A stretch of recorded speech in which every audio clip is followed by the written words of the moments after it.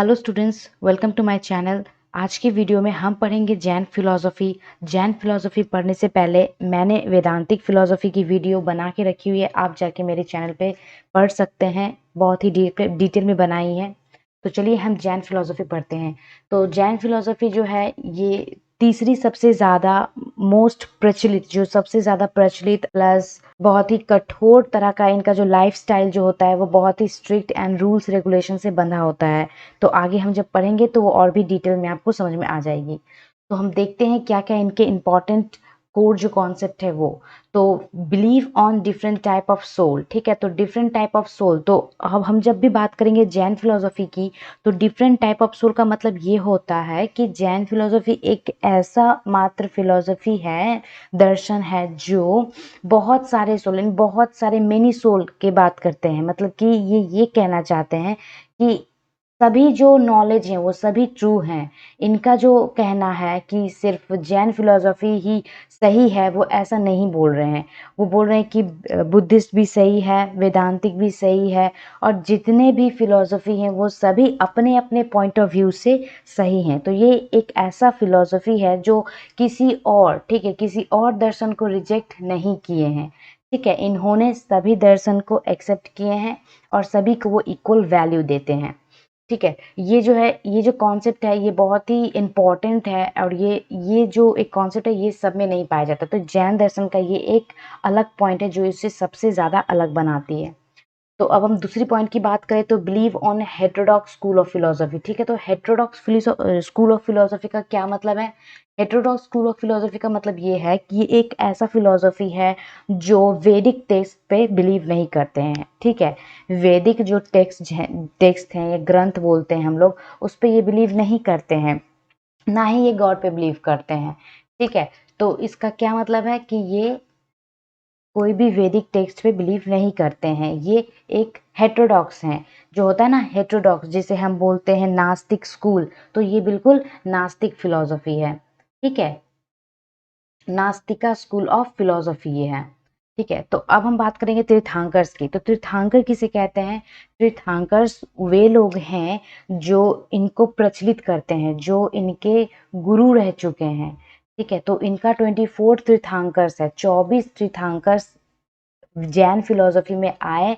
24वां जो लास्ट जो थे, वो मोस्ट इम्पॉर्टेंट हैं, और अभी हम उनको ज़्यादा से ज़्यादा जानते हैं। उनके नाम से ही जैन फिलोसफी को जाना जाता है। ठीक है, जो जिनका नाम है महावीर स्वामी, उन्होंने ज़्यादा से ज़्यादा इनमें काम किया है, जैन फिलोसफी में ज़्यादा से ज़्यादा अपना योगदान दिया है। ठीक है, तो एग्जाम्स में 24 तीर्थंकर्स पूछे जाते हैं कि कितने तीर्थंकर्स जैन फिलोसफी में थे। तो अगर हम बात करें 24 तीर्थंकर्स की, तो यहाँ पे जो फर्स्ट तीर्थंकर हैं, ठीक है, फर्स्ट जो तीर्थंकर हैं उनका नाम था ऋषभ देव। ठीक है, Rishabh Dev was the first तीर्थंकर।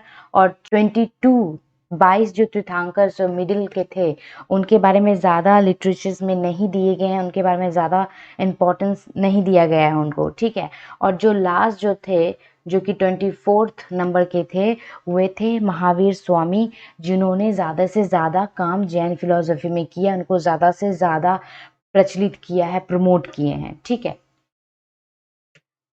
तो अब अगर हम बात करें इनके और अलग कॉन्सेप्ट्स की, ठीक है, तो जैन फिलोसफी का जो मेन कॉन्सेप्ट है, ठीक है, वो है कैवल्य। ठीक है, तो कैवल्य किसे कहते हैं?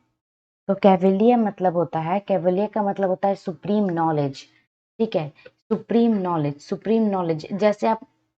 जैसे हर एक फिलोसफी का एक कोर कॉन्सेप्ट होता है कि हमें अल्टीमेट ट्रूथ जो बोलते हैं उसे हम कैवल्य बोलते हैं जैन फिलोसफी में। ठीक है, तो महावीर स्वामी's रियल नेम was वर्धमाना। After receiving supreme knowledge he was known as जिना। ठीक है, तो महावीर स्वामी जो थे, जो मोस्ट इम्पोर्टेंट तीर्थंकर माने जाते हैं, उनका असली नाम क्या था? वर्धमान। ठीक है, वर्धमाना उनका असली नाम था। उन्होंने नॉलेज गैदर किया, उन्होंने बहुत सारे तप किए, उन्होंने बहुत सारे स्टडीज किए, उसके बाद उन्हें कैवल्य प्राप्त हुआ। इनका एक प्रोसेस है कैवल्य प्राप्त करने का। ठीक है, तो उन्होंने वो सारे प्रोसेस करके कैवल्य प्राप्त किए। एक ऐसा सर्टेन स्टेज आया जब उन्होंने सुप्रीम नॉलेज जो है उन्हें प्राप्त किए, देन उनका नाम महावीर स्वामी पड़ा।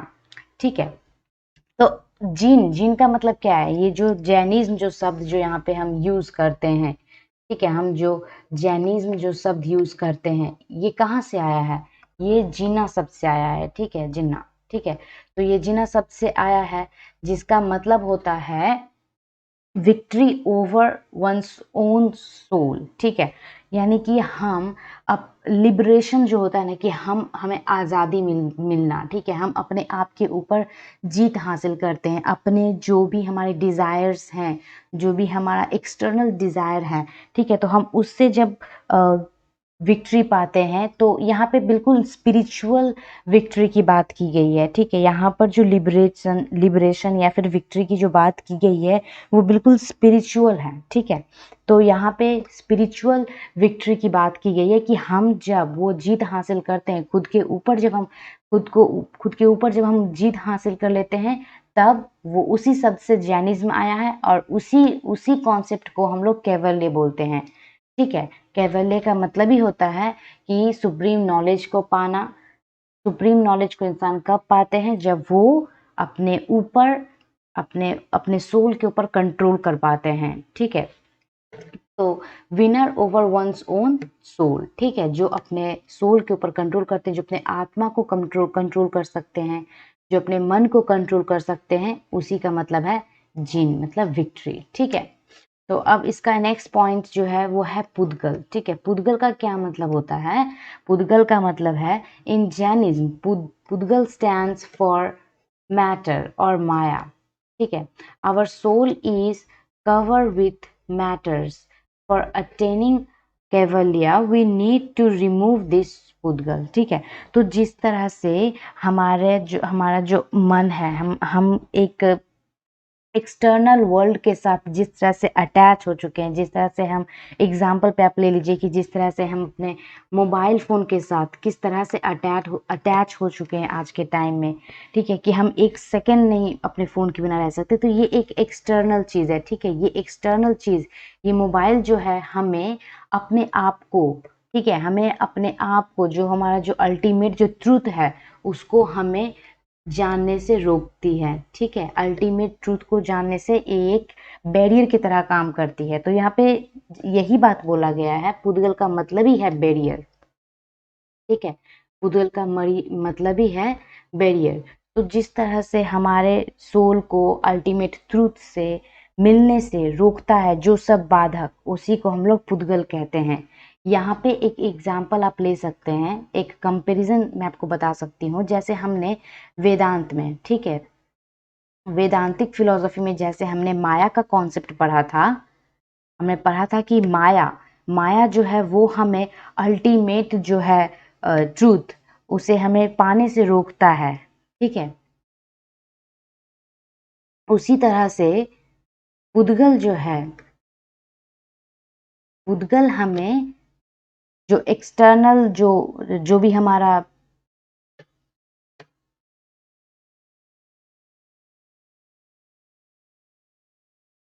माया हमें लिबरेशन से रोकती है। ठीक है, हमें जो माया लिबरेशन जो मिलने वाला है एट द एंड, वेदांतिक फिलॉसफी के अनुसार एट द एंड जो हम लोग को मुक्ति मिलने वाली रहती है, उससे जिस तरह से माया हम लोग को रोक के रखता है, ठीक उसी तरह से अगर हम बात करें जैन फिलॉसफी की, अगर हम बात करें जैन फिलॉसफी की, तो जैन फिलॉसफी में पुद्गल जो है, पुद्गल भी ठीक उसी तरह से काम करती है, हमें कैवल्य पाने से, कैवल्य पाने में ये एक बैरियर की तरह काम करती है। ठीक है,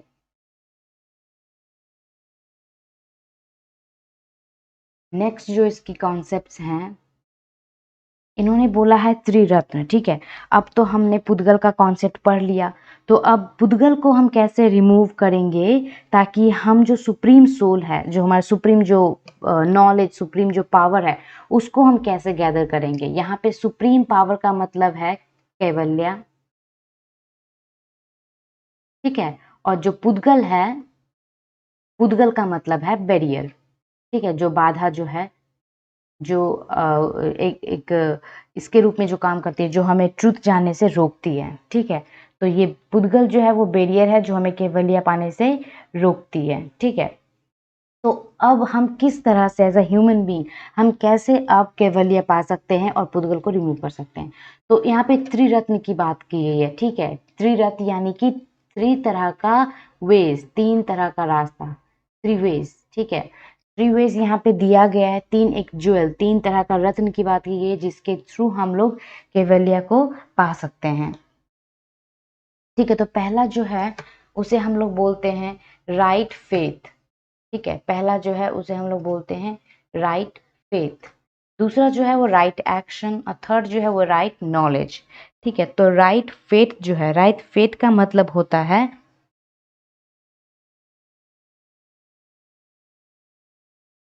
राइट फेथ का मतलब होता है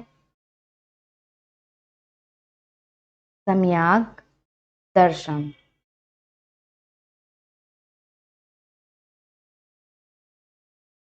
सम्यक दर्शन, ठीक है। राइट एक्शन का मतलब क्या होता है, सम्यक एक्शन, यानी कि हम किस तरह का काम करते हैं, यहाँ पे कर्म की बात की गई है, या फिर हम बोल सकते हैं आचरण, ठीक है। आप यहाँ पे कर्म भी बोल सकते हैं या आप आचरण भी बोल सकते हैं, ठीक है। यहाँ पे या फिर आप यहाँ पे चरित्र भी बोल सकते हैं, चरित्र भी इसका कॉन्सेप्ट है, ठीक है। और अगर हम बात करें राइट नॉलेज की, तो राइट नॉलेज का मतलब है सम्यक जनन, ठीक है। तो यहाँ पे 3 कॉन्सेप्ट दिया गया है, राइट फेथ यानी कि राइट दर्शन, ठीक है। हम कोई चीज को किस तरह से समझते हैं, हम कोई चीज को किस तरह से ट्रस्ट करते हैं, तो राइट दर्शन ये हम हमारा देखने का नजरिया क्या है, हम किसी चीज को किस तरह से परसीव करते हैं, तो ये है फर्स्ट वन, राइट दर्शन। और जो है राइट एक्शन, राइट एक्शन का मतलब कि हम किस तरह से किसी इंसान के साथ या फिर कोई भी एक सिचुएशन में हम कैसा एक्शन देते हैं, तो ये है सेकेंड ज्वेल। और अगर हम बात करें थर्ड ज्वेल की, तो हम कैसा नॉलेज लेते हैं, हमारे पास नॉलेज कैसा है, ठीक है। तो ये 3 जो है ज्वेल, ये 3 ज्वेल ही हमें कैवल्य प्राप्त करने में हेल्प करती है। पहला है राइट फेथ, दूसरा है राइट एक्शन एंड थर्ड है राइट नॉलेज, ठीक है।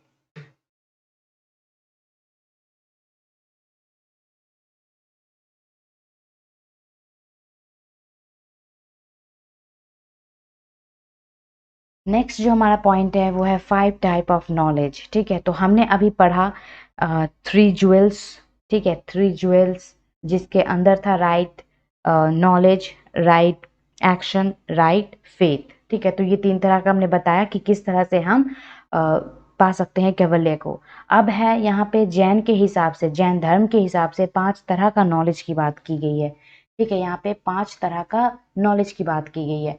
तो सबसे पहले है मति, ठीक है, सबसे पहले आती है मति, उसके बाद सेकंड नंबर पे है श्रुति, थर्ड पे है अवधि एंड फोर्थ पे है मन प्राय, फिफ्थ पे है कैवल्य, ठीक है। ये जो है ये सुप्रीम नॉलेज है। अगर हम बात करें मति की, तो मति का मतलब होता है कि जब हम नॉलेज सेंस ऑर्गन से लेते हैं, तो उस टाइम हम क्या बोलते हैं, इसे मति, ठीक है। जब हम नॉलेज सेंस ऑर्गन्स की मदद से लेते हैं तो वो हो जाता है मति, ठीक है। ये जो है ये क्या है, तो सेंस ऑर्गन्स एक्सटर्नल है, ठीक है। तो ये एक तरह का एक्सटर्नल है, ठीक है। अब अगर हम बात करें श्रुति की, तो श्रुति जो है यहाँ पे हियरिंग का बात बोला गया है, यहाँ पे हम सुन के नॉलेज लेते हैं, ठीक है, नॉलेज थ्रू हियरिंग। नॉलेज हम यहाँ पे कैसे लगते हैं, तो यहाँ पे हम नॉलेज सुन के लेते हैं, ये भी एक्सटर्नल है, ठीक है। यहाँ भी हम नॉलेज सुन के लेते हैं, तो ये भी एक एक्सटर्नल है।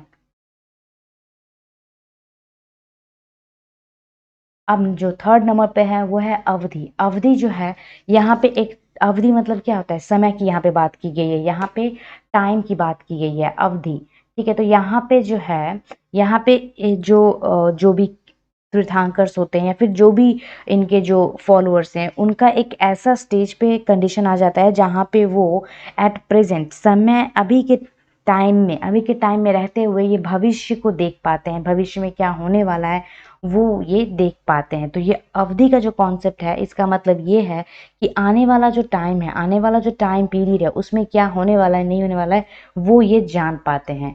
ठीक है, तो ये क्या है, ये इंटरनल है। ठीक है, ये अंदर से इन्होंने अपना इनर जो पावर है उनको ये इस्तेमाल करके जान पाते हैं कि क्या होने वाला है क्या नहीं होने वाला है। ठीक है, प्रेजेंट से ये लोग फ्यूचर प्रिडिक्ट कर पाते हैं, प्रेजेंट टू फ्यूचर।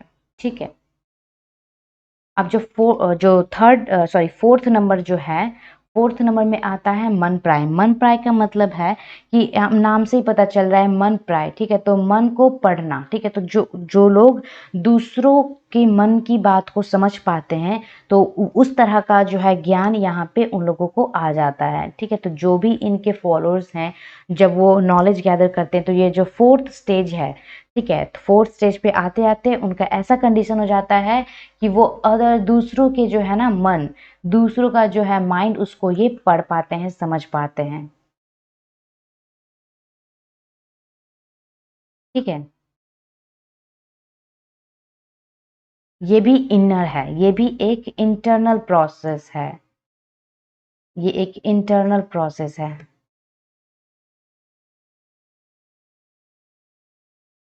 ठीक है, अब अगर हम बात करें कैवल्य की, कैवल्य जो है ये सबसे हाई लेवल का नॉलेज है और यहाँ पे सुप्रीम नॉलेज की बात की गई है। इससे बढ़ के और कोई नॉलेज नहीं है कैवल्य, इससे बढ़ के और कोई नॉलेज नहीं है जैन धर्म में। ठीक है, तो ये एक सुप्रीम नॉलेज की, सुपर पावर की बात की गई है। ठीक है, सुप्रीम नॉलेज की यहाँ पे बात की गई है और ये एक इंटरनल प्रोसेस है। ठीक है, ये एक इंटरनल प्रोसेस है, इसे अल्टीमेट नॉलेज भी बोलते हैं। ये एक इंटरनल है एंड अल्टीमेट है। ये इसी स्टेज पे जो जो फॉलोअर्स हैं, जो तीर्थंकर हैं, वो अल्टीमेट नॉलेज पा लेते हैं।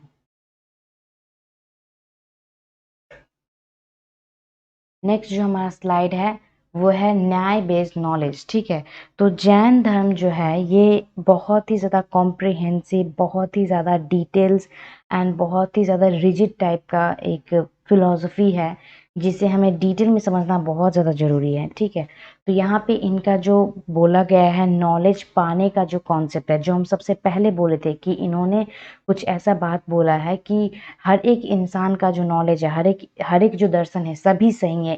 इन्होंने किसी एक दर्शन को सही नहीं बताया है, इन्होंने बोला है सभी सही है, इन्होंने किसी को रिजेक्ट नहीं किया है। ठीक है, मेन कॉन्सेप्ट यही है कि इन्होंने कोई भी दर्शन को रिजेक्ट नहीं किया है। ठीक है, रिजेक्ट ये नहीं करते हैं किसी भी दर्शन को। ठीक है, तो इन्होंने न्याय बेस्ड नॉलेज की बात की गई है। ठीक है, न्याय बेस्ड नॉलेज, तो इनका मतलब इसका कहने का मतलब ये है कि नॉलेज जो है वो वे ऑफ लुकिंग। ठीक है, न्याय का मतलब होता है वे ऑफ लुकिंग, मतलब कि हम कोई भी चीज़ को किस तरह से परसीव करते हैं, किस तरह से देखते हैं, वही है नॉलेज। ठीक है, इनका जैन का मतलब ये कहना है। ठीक है, हम एग्जाम्पल से समझते हैं तब जाके इजी होगा समझने में। ठीक है, जैसे कि आप मान लीजिए कि मैं किसी पेन को स्टिक कहती हूँ।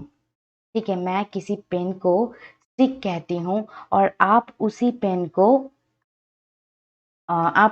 को पेंसिल कह देते हो। ठीक है, आप उसी पेन को पेंसिल कह देते हो। ठीक है, तो इस तरह से क्या हुआ, मैं उसे स्टिक कहती हूँ और आप पेन को पेंसिल कह देते हो, क्योंकि मेरे हिसाब से पेन जो है वो स्टिक की तरह लग रहा है और आपके हिसाब से पेन जो है वो पेंसिल की तरह लग रहा है।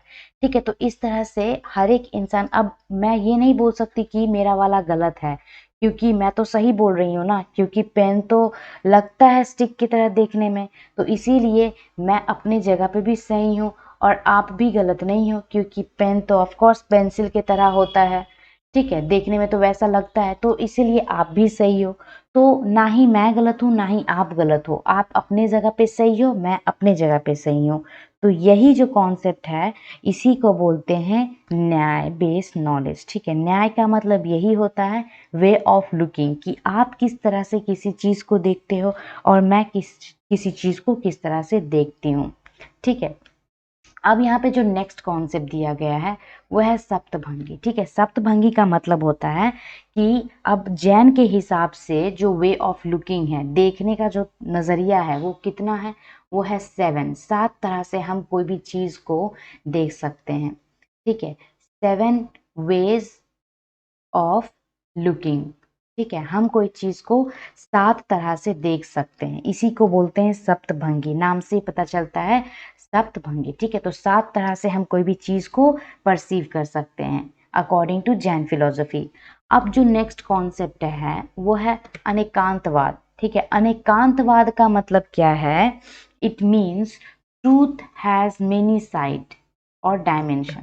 ठीक है, तो यहाँ पे बोलना ये चाह रहे हैं कि कोई भी एक वस्तु है उसे हम सिर्फ एक नज़रिया से नहीं देख सकते हैं। वही बात बोला गया है जो अभी मैंने आपको समझाया यहाँ पे, वही बात को यहाँ पे बोला गया है। अनेकांतवाद मतलब कि अनेक तरह से हम कोई भी चीज़ को देख सकते हैं, नाम से ही पता चलता है अनेकांतवाद। ठीक है, तो हम कोई भी चीज़ को बहुत अलग अलग तरीके से देख सकते हैं, और वो जो अलग अलग नज़रिया है वो जरूरी नहीं है कि गलत हो। कोई भी नज़रिया गलत नहीं होगा, क्योंकि आप जिस तरह से कोई चीज़ को देख रहे हो वो सही हो सकता है, मैं जिस तरह से कोई चीज़ को देख रही हूँ वो भी सही हो सकता है। ठीक है, तो इस जो कॉन्सेप्ट है कि हम किसी चीज़ को कितने तरीके से देखते हैं उसे बोलते हैं अनेकांतवाद, और देखने का जो नज़रिया है उसे बोलते हैं न्याय।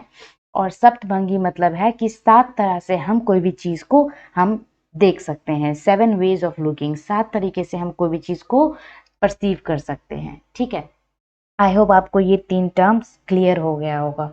ये 3 टर्म बहुत ही ज़्यादा इम्पॉर्टेंट है जैन फिलोसफी के हिसाब से।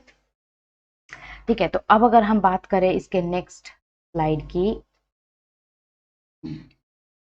तो यहाँ पे दिया गया है सब स्यादवाद। ठीक है, स्यादवाद एंड सप्तभंगी जो है, स्यादवाद जो है, अब यहाँ पे दिया गया है स्यादवाद का कॉन्सेप्ट। ठीक है, तो स्यादवाद का मतलब है शायद। ठीक है, स्यादवाद जो है वो शायद शब्द, अगर हम इंग्लिश की बात करें तो मे बी, और अगर हम हिंदी की बात करें तो शायद शब्द जो है उससे यहाँ पे उसके बारे में यहाँ पे बात किया गया है, शायद। ठीक है, तो यहाँ पे ये बोलना चाह रहा है कि हम कोई भी एक चीज़ को शायद शब्द लगा के ट्रू बना सकते हैं। जैसे कि मैंने अभी आपको जो कॉन्सेप्ट दिए थे, एग्जाम्पल दिए थे पेन का, कि मैं पेन को स्टिक बोलूँगी और आप उसी पेन को पेंसिल बोलोगे। ठीक है, तो मैं अगर यहाँ पे, मुझे अगर अपने इस कॉन्सेप्ट को ट्रूथ बताना है, ट्रूथ सही साबित करना है, तो मैं अगर यहाँ पे शायद लगा दूं तो इसे कोई गलत नहीं बोल सकता। ठीक है, अगर आप यहाँ पे शायद लगा दो तो इसे कोई गलत नहीं बोल सकता। जैन फिलोसफी का यही कहना है कि अगर हम कोई एक वस्तु में अपने नज़रिया से देखें और उसे अगर हम शायद लगा के समझें, शायद लगाएं, तो वो कभी भी गलत नहीं हो सकता। क्योंकि देखिए हम सही बोल रहे हैं, क्योंकि देखिए पेन जो है वो स्टिक की तरह लगता है और पेन जो है वो पेंसिल की तरह भी लगता है। तो अगर हम बोलेंगे कि पेन शायद, या शायद एक स्टिक है, तो वो गलत नहीं होगा। और अगर आप बोलोगे कि शायद ये पेंसिल है, तो भी ये गलत नहीं होगा। तो ये जो शायद का जो कॉन्सेप्ट है इसी को हम बोलते हैं शायदवाद। ठीक है, it means maybe we can consider anything truth by using Shadvat or maybe. According to this truth is of 7 type. ठीक है, तो इसी हिसाब से श्यादवाद जो है वो 7 तरीके से होता है, 7 तरह का होता है। पहला है स्यात आस्ती। ठीक है, तो स्यात आस्ती का मतलब है, स्यात आस्ती का क्या मतलब है,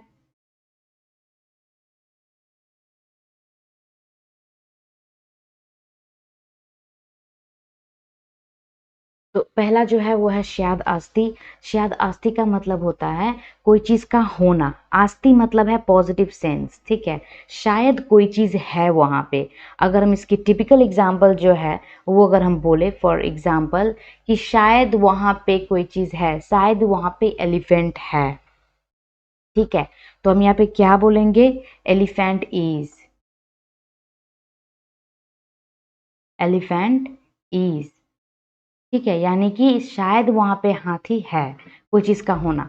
अब यहाँ पे है नास्ती। नास्ती में तो नेगेटिव शब्द आ जा रहे हैं, यानी कि शायद वहां पे एलिफेंट नहीं है, ठीक है, तो एलिफेंट इज नॉट, वहां पे एलिफेंट नहीं है, ठीक है। नेक्स्ट जो टर्म है स्याद आस्ती नास्ती, तो स्याद आस्ती नास्ती इसका मतलब होता है कि समहाउ एलिफेंट इज और इज नॉट, मतलब कि किसी तरह वहां पे शायद एलिफेंट है भी और नहीं भी है। एलिफेंट एलिफेंट इज और एलिफेंट इज नॉट, ठीक है, तो इस तरह से हम बोलते हैं कि शायद है भी और शायद नहीं भी है।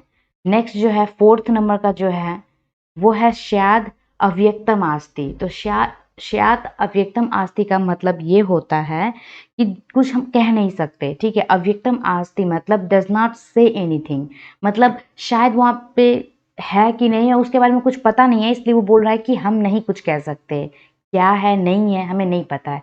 तो यहाँ पे बोला गया है डज नॉट से एनीथिंग, ये कुछ नहीं बोल पाता है कि क्या है नहीं है, ठीक है, so does not say anything, doesn't say anything, ठीक है। अब जो फिफ्थ नंबर का है वो है श्यात अव्यक्तम आस्ति। तो इसका मतलब है कि शायद वहां पे एलिफेंट है, हम कुछ कह नहीं सकते इसके बारे में, शायद वहां पे हो सकता है बट हम कुछ कह नहीं सकते हैं, तो इसका होगा elephant is and does not say anything, ठीक है, elephant is and doesn't say anything,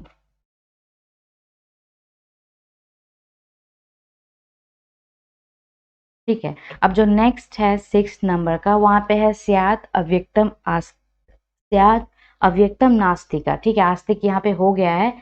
अब यहाँ पे है नास्तिका, इसका मतलब है कि elephant is not and does not say anything, मतलब कि वहां पे एलिफेंट हाथी नहीं है और हम इसके बारे में कुछ बोल भी नहीं सकते, ठीक है, तो एलिफेंट वहां पे शायद नहीं है, हम कुछ बोल नहीं सकते, इज नॉट,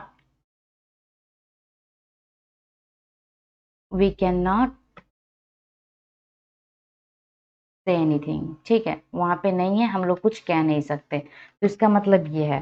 तो हम इसे एक बार और थोड़ा रिपीट कर लेते हैं, समझ लेते हैं। तो शायदवाद जो है जिसका मतलब होता है मे बी, जैन फिलोसफी के हिसाब से हम कोई भी कॉन्सेप्ट में शायद लगा के उसको हम ट्रूथ कर सकते हैं। तो ये शायद जो है वो हम 7 तरह से लगा सकते हैं। तो पहला है शायद आस्ती। शायद आस्ती का मतलब है कि कोई चीज़ का होना, यानी कि अगर हम एग्जाम्पल लें एलिफेंट की तो एलिफेंट इज। अगर हम बात करें स्याद नास्ती की जो कि सेकेंड नंबर का है, ये स्याद नास्ती वहां पे बोला गया है एलिफेंट इज नॉट। आस्ती मतलब पॉजिटिव, नास्ती मतलब नेगेटिव।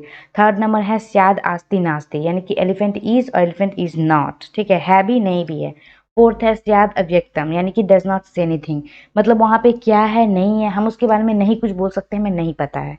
तो फिफ्थ नंबर का है स्याद अव्यक्तम आस्ती, इसका मतलब है कि एलिफेंट शायद वहां पे है, हम इसके बारे में कुछ नहीं बोल सकते हैं। सिक्स नंबर का है स्याद अव्यक्तम नास्तिका, इसका मतलब है कि एलिफेंट वहां पे नहीं है, हम इसके बारे में कुछ नहीं बोल सकते, ठीक है, तो ये 6 हुआ। सेवेंथ नंबर का जो है, सेवन नंबर का है स्याद शायद अस्तिका नास्तिका अव्यक्तम, ठीक है, इसका मतलब है कि शायद एलिफेंट है, शायद एलिफेंट नहीं भी हो सकता है, हम इसके बारे में कुछ बोल नहीं सकते, ठीक है।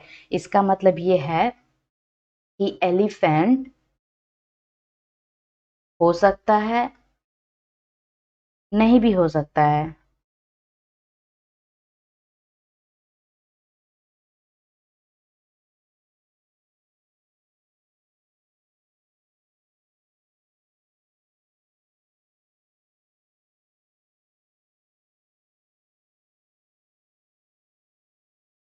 हम कुछ इसके बारे में कह नहीं सकते। ठीक है, एलिफेंट हो भी सकता है, नहीं भी हो सकता है, हम इसके बारे में कुछ नहीं बोल सकते। ये हो गए इसके 7 स्यादवाद। शायद लगा के, इस 7 तरह के शायद लगा के हम कोई भी कॉन्सेप्ट को, कोई भी वस्तु को सही साबित कर सकते हैं। ठीक है, अब अगर हम बात करें इसके मेटाफिजिक्स की, ठीक है, तो मेटाफिजिक्स जो है यहाँ पे बोला गया है, यहाँ पे मेटाफिजिक्स जो है, the world is created with 6 substance. ठीक है, तो 6 तरह का द्रव्य से ये जो ब्रह्मांड जो है, पूरा जो पृथ्वी है, ये बना है अकॉर्डिंग टू जैन फिलोसफी। ठीक है, जैन फिलोसफी के हिसाब से 6 जो है 6 जो है एलिमेंट उससे मिला है, सब्सटेंस है उससे मिला है। ठीक है, तो अब इस 6 जो सब्सटेंस है, इसका 2 तरह का नेचर है। ठीक है, इसका जो नेचर है, प्रकृति जो है, वो 2 तरह का है। पहला है एक्सटेंडेड। एक्सटेंडेड का मतलब क्या होता है? एक्सटेंडेड का मतलब होता है आस्तिक्य। ठीक है, आस्तिक्य। ठीक है, आस्तिक्य है। एंड नॉन एक्सटेंड का मतलब होता है, सॉरी, नॉन एक्सटेंड का मतलब होता है अनास्तिक्य। ठीक है, अनास्तिक्य। ठीक है, तो ये दो तरह का उसका नेचर है। अब अगर हम इसे फर्दर डिवाइड करें, तो जो आस्तिक्य है यानी कि एक्सटेंडेड जो है, ये इसे हम और अगर 2 ब्रांच में तोड़े, सब कैटेगराइज करें, तो एक होता है जीवा, एक होता है अजीवा। जीवा का मतलब होता है जो लिविंग है। ठीक है, जो लिविंग बीइंग है, यानी कि ह्यूमंस। ठीक है, तो ह्यूमंस, यहाँ पे ह्यूमंस की बात की गई है, लिविंग बींग्स। और जो नेक्स्ट है अजीवा, अजीवा में किस चीज की बात की गई है? तो यहाँ पे नॉन लिविंग जो भी सब्सटेंस हैं, जो भी एलिमेंट्स हैं, उनकी यहाँ पे बात की गई है। ठीक है, तो नॉन लिविंग में है अजीवा। ठीक है, तो अगर हम बात करें नॉन लिविंग की, यहाँ पे जो और 4 कैटेगराइज किया गया है, पहला है धर्म। ठीक है, पहला है धर्म, दूसरा है अधर्म, थर्ड है पुद्गल, एंड जो फोर्थ है आकाश। ठीक है, तो यहाँ पे एक्सटेंडेड को जीवा और अजीवा में डिवाइड किया गया है। जीवा मतलब है लिविंग बीइंग, अजीवा मतलब है नॉन लिविंग बीइंग। अजीवा को धर्म, अधर्म, पुद्गल और आकाश के आकाश में 4 ठो कैटेगराइज करके समझाया गया है। अब हम इसे और भी थोड़ा डिटेल में समझ लेंगे। ठीक है, तो यहाँ पे जो नॉन लिविंग का जो बात किया गया है अजीवा, ठीक है, जिसके अंदर धर्म आता है, अधर्म आता है, पुद्गल आता है। ठीक है, तो धर्म का मतलब क्या है? धर्म का मतलब है कि जब कोई चीज मोशन में है, मोशन में होना। ठीक है, मोशन में होना, कोई चीज अगर कंटिन्यूअसली काम कर रहा है, कोई चीज अगर वो एक्सरसाइज कर रहा है, कोई अगर एक्टिविटी में इंडल्ज है, तो उसे हम बोलेंगे धर्म। ठीक है, तो प्रिंसिपल ऑफ मोशन यहाँ पे यूज होता है। ठीक है, प्रिंसिपल ऑफ मोशन, उसे हम बोलेंगे धर्म। यहाँ पे धर्म का कॉन्सेप्ट थोड़ा सा अलग हो सकता है, तो धर्म का मतलब है motion according to Jain philosophy. अगर हम बात करें अधर्म, अधर्म का मतलब होता है रेस्ट। ठीक है, रेस्ट जो है वो बिल्कुल मोशन के ऑपोजिट में है। ठीक है, तो धर्म का ऑपोजिट है रेस्ट, और रेस्ट का अध यस, सो धर्म का ऑपोजिट है अधर्म, और मोशन का जो ऑपोजिट है वो है रेस्ट। अधर्म का मतलब होता है कि कोई चीज रेस्ट में रहना। ठीक है, अब अगर हम बात करें पुद्गल की, तो पुद्गल का तो मतलब हमने पहले ही बता दिए हैं कि जो भी ब्लॉक्स हैं, जो भी ब्लॉक्स हैं, जो सोल को सोल को अल्टीमेट ट्रूथ जानने से रोकता है, उसी को हम पुद्गल कहते हैं। अगर हम बात करेंगे वेदांतिक फिलॉसफी की, तो वेदांतिक फिलॉसफी में माया बोल के एक कॉन्सेप्ट था, जो अल्टीमेट जो है ब्रह्मा, उसको आने से, समझने से रोकते थे। और यहाँ पे अगर मैं बात करूँ जैनिज्म फिलॉसफी की, तो यहाँ पे पुद्गल की बात की गई है। पुद्गल मतलब भी होता है ब्लॉक, जो हमें कैवल्य को पाने से रोकता है। यहाँ पे ब्रह्मा से मिलने से रोकता है, ब्रह्मा को पाने से, और यहाँ पे कैवल्य। ठीक है, तो यहाँ पे नॉन लिविंग का यही 3 ठो कॉन्सेप्ट है, धर्म, अधर्म, पुद्गल, और एक है आकाश। ठीक है, आकाश का मतलब होता है जो जो आकाश जो है ऑलरेडी, जो स्काई जो हम लोग जानते हैं, उसी को आकाश बोला गया है यहाँ पे। ठीक है, जो स्पेस जो है उसी को यहाँ पे आकाश बोल के रिफर किया गया है। मैं यहाँ पे लिख देती हूँ। ठीक है, नेक्स्ट जो है वो है आकाश।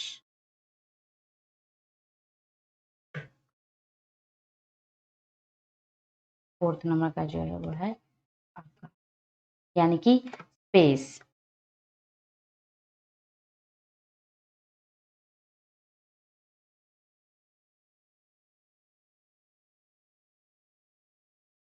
तो अभी जो हम लोग क्लासिफिकेशंस जो पढ़े वो थे नॉन लिविंग के यानी कि अजीवा के। अब हम लोग समझेंगे जीवा के। तो जीवा का कुछ कैरेक्टरिस्टिक्स है, कुछ उसके क्लासिफिकेशंस हैं। Jiva has 4 qualities. This 4 qualities are called ananda chatushtaya और 4 फोल्ड। ठीक है, तो ये जो 4 क्वालिटीज हैं उसको हम क्या बोलते हैं, तो आनंद चतुष्टय बोलते हैं। ये क्वेश्चंस आ जाते हैं बहुत बार।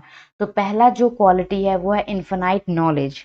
ठीक है, इन्फिनाइट नॉलेज है। नेक्स्ट जो है infinite faith, infinite power, infinite bless. ठीक है, नॉलेज का मतलब होता है ज्ञान, फेथ का मतलब होता है विश्वास, पावर का मतलब होता है शक्ति एंड ब्लेस का मतलब खुशी। तो ये जो है जीवा, कोई भी जीव के पास ये 4 तरह का क्वालिटीज होना बहुत जरूरी है जैन फिलोसफी के अनुसार। ठीक है, तो ये हो गए 4 इसके क्वालिटीज जो जैन फिलोसफी के अनुसार जीवा जो है, जीव जो ह्यूमन बींग्स हैं, लिविंग ऑर्गन, जो लिविंग जो बींग है उनके पास होना बहुत ही ज्यादा जरूरी है। ठीक है, अब हम बात करेंगे टाइप ऑफ जीवा की। अभी जो हम पढ़े वो थे जीवा के क्वालिटीज, ह्यूमन बींग के क्या क्या क्वालिटीज होने चाहिए। उसके बाद आती है टाइप ऑफ जीव। ठीक है, तो यहाँ पे जो है 2 तरह का जीव की बात की गई, 2 तरह का जीव का बात किया गया है। एक तो है बाउंडेड, एक तो है लिबरेटेड। ठीक है, बाउंडेड का मतलब क्या है, जो बंधा हुआ है। ठीक है, यानी कि रेस्ट्रिक्टेड। ठीक है, रेस्ट्रिक्टेड की बात यहाँ पे की गई है। और जो एक है लिबरेटेड वो क्या है, वो है फ्री। ठीक है, यहाँ पे 2 तरह का है, एक है मुक्त, एक तो है बंधा हुआ। ठीक है, ये है बंधा हुआ, ये बंधा हुआ है। और ये क्या है, तो ये मुक्त है। ठीक है, अब जो बंधा हुआ है, जो बाउंडेड है, उसे हम फर्दर 2 तरह से क्लासिफाई किए हैं। एक है स्टैटिक एंड दूसरा जो है वो है मोबाइल। ठीक है, तो स्टैटिक एंड मोबाइल। ठीक है, तो स्टैटिक जो है उसको हम 4 तरह से क्लासिफाई किए हैं। पहला जो है वो है 2 सेंस, 3 सेंस। पहला है 2 सेंस, दूसरा है 3 सेंस, तीसरा है 4 सेंस एंड चौथा जो है 5th सेंस। ठीक है, ये 4 तो क्लासिफाई किया गया है। ठीक है, देखिए ये जो फिलोसफीज जो हैं इसे हमें बहुत डेप्थ में इसलिए पढ़ना पड़ता है क्योंकि इतने सारे फिलोसफी हैं और कहाँ से क्वेश्चंस दे देता है, हम लोग को एग्जामिनेशन हॉल में समझने में दिक्कत हो जाती है। इसीलिए अगर हम थोड़ा डिटेल में पढ़ के जाएंगे तो हमें आंसर्स करने में ज़्यादा आसान आसान होती है। और ये जो दर्शन है ना, हम इसे जितना भी पढ़ लें ये कभी कंप्लीट नहीं होता, ये इतना इन डेप्थ जाते रहता है, नया नया रिसर्च फाइंडिंग्स होते रहते हैं। तो इसका जो है नॉलेज वो कभी भी अगर हम बोलेंगे कि इतना ही इसमें लिमिटेड है तो ऐसा नहीं होता है। अभी मैंने यहाँ पे 4 तो क्लासीफाई किए ना, अगर इसके डिटेल में जाया जाए तो इन चारों को और भी हम फर्दर क्लासीफाई कर सकते हैं, बट हमें जितना ज़रूरी है हम उतना ही पढ़ेंगे। ठीक है, तो आई थिंक ये इतना जानने से काफ़ी होता है। ठीक है, तो 5 जो सेंस है इसके अंदर क्या आता है, ह्यूमन बींग्स आता है। ठीक है, तो अभी हम अगर जीवा को जाने तो जीवा 2 तरह का है, एक है बाउंडेड, एक है लिबरेटेड। अब अगर हम बाउंडेड की बात करें तो ये 2 तरह से क्लासिफाई किया गया है, एक है स्टैटिक, एक है मोबाइल। तो स्टैटिक को हम लोग ने 4 पार्ट में डिवाइड किए, एक है 2 सेंस, दूसरा है 3 सेंस, तीसरा है 4 सेंस एंड जो फोर्थ है वो है 5 सेंस। 5 सेंस में क्या आता है, तो 5 सेंस में ह्यूमन बींग्स आते हैं क्योंकि ह्यूमन बींग जो है उनके 5 सेंस ऑर्गन्स होते हैं। ठीक है, तो ये था इसका टाइप ऑफ जीवा। ठीक है,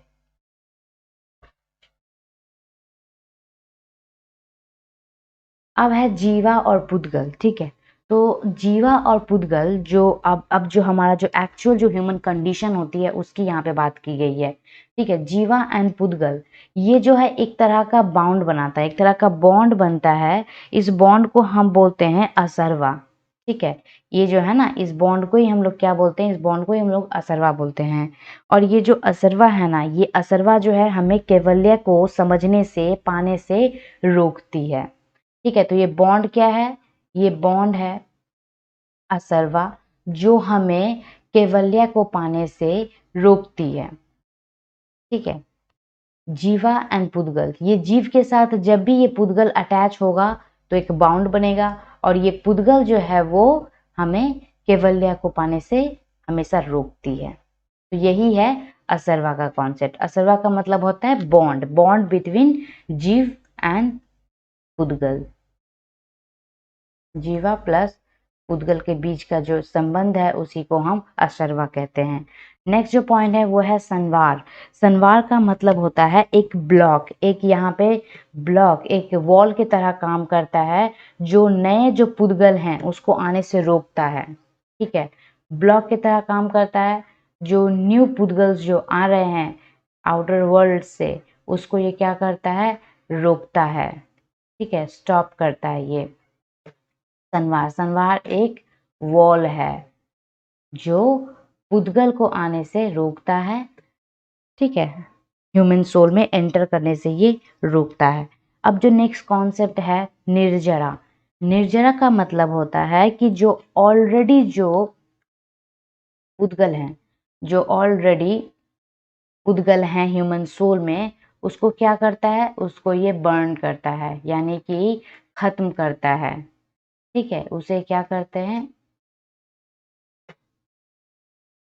उसको ये फिनिश करता है। जो ऑलरेडी जो हमारे मन में जो पुद्गल बट चुका है, पुद्गल जो कवर कर चुका है हमारे सोल को, उसको ये खत्म करता है। तो अब देखिए यहाँ पे पहला जो है वह असर्वा। असर्वा का मतलब होता है कि एक बंधन बन चुका है सोल और पुद्गल का, जो सोल को नॉलेज पाने से रोकता है। दूसरा है संवार। संवार मतलब वॉल, जो एक दीवार जो बनाता है, जो हमें नया पुद्गल को आने से रोकता है। और थर्ड जो है वह निर्जरा। निर्जरा का मतलब है जो ऑलरेडी हमारा पुद्गल बन चुका है, सोल के अंदर ऑलरेडी है, सोल को कवर कर चुका है, उसको ये आहिस्ते आहिस्ते रिमूव करता है ताकि जो ह्यूमन बीइंग है वो कैवल्य को प्राप्त कर पाए। ये इसके 3 ठो कॉन्सेप्ट हैं।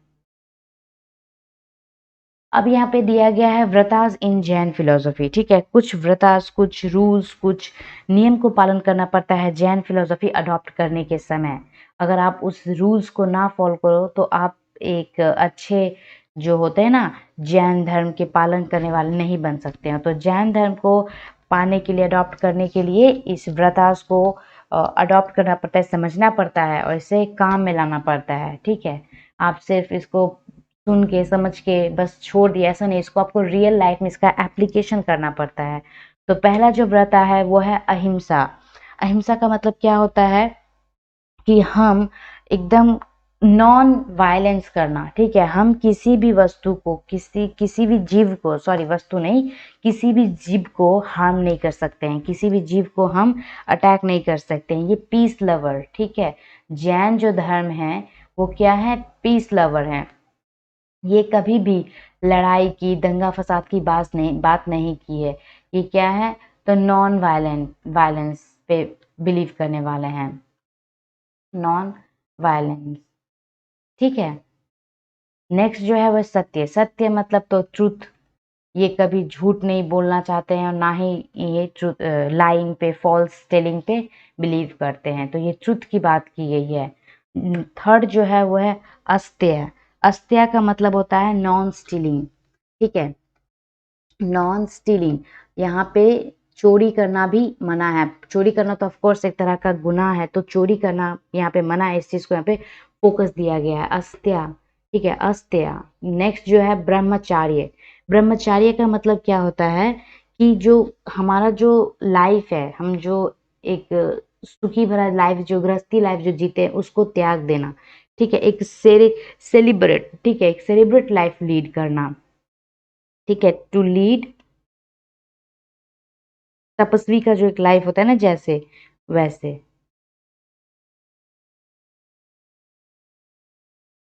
लाइफ। ठीक है, नेक्स्ट अगर हम बात करें तो अपारिग्रह का। अपारिग्रह का मतलब होता है टू रिनाउंस द वर्ल्ड। ठीक है, जितना भी वर्ल्डली, जितना भी अट्रैक्शन है, जितना भी एक्सटर्नल वस्तु हैं, ठीक है, जैसे कि बुक्स, सॉरी, जैसे कि जितना भी एक्सटर्नल मैटर है, जैसे कि मोबाइल फ़ोन, उसके बाद इतना भी जितना भी टेक्नोलॉजीज़ हो गए, जितना भी हमारा अट्रैक्शन है किसी दूसरी चीज़ से लेके, चाहे वो वस्तु हो, चाहे वो मानव हो, जो भी हो, उससे हमें एकदम रिनाउंस कर देना, उसको त्याग देना। ठीक है, उसको क्या करना, त्याग देना। ये है अपारिग्रह। तो इसका जो 5 व्रतास है, इसका जो 5 व्रता है, अहिंसा, अहिंसा का मतलब होता है नॉन स्टिलिंग, नॉन वायलेंस। दूसरा है सत्य मतलब ट्रूथ, अस्त्य मतलब नॉन स्टिलिंग, ब्रह्मचारी मतलब to lead a celibate life, यानी कि एक ब्रह्मचारी का लाइफ लीड करना। एंड 5th नंबर जो है अपारिग्रह, इसका मतलब होता है एक्सटर्नल जो जितना भी जितना भी एक्सटर्नल मैटर है, जितना भी एक्सटर्नल वस्तु है जिससे हमारा अटैचमेंट हो जाता है, उसको त्याग देना। ठीक है, तो ये जो है 5 व्रतास, इसको समझना पड़ता है और इसको एक्शन में लाना पड़ता है अगर आप जैन फिलॉसफी फॉलो करना चाहते हैं तो। ठीक है, तो ये कुछ जैन फिलॉसफी के इम्पॉर्टेंट पॉइंट्स थे जो एग्ज़ाम के टाइम याद रखना बहुत ज़रूरी है। हम लोग कोई भी फिलॉसफी को इन डेप्थ इसलिए पढ़ते थे क्योंकि क्वेश्चन जो है वो इन डेप्थ ही आते हैं, एंड वो कभी भी हम लोग कोई फिलॉसफी को कम्प्लीटली नहीं पढ़ सकते हैं। ठीक है, तो इसीलिए जो सब पॉइंट्स क्वेश्चन पूछे जाते हैं, जो सब इम्पॉर्टेंट पॉइंट है, उन्हीं को हमने इस वीडियो में कवर किए हैं। ठीक है, आई होप आपको समझ में आ गया होगा इम्पॉर्टेंट पॉइंट्स। अगर नहीं समझ में आया तो कमेंट करके पूछ लीजिएगा, और वीडियो अगर पसंद आए तो लाइक करके चैनल को सब्सक्राइब कर लीजिएगा। Thank you so much.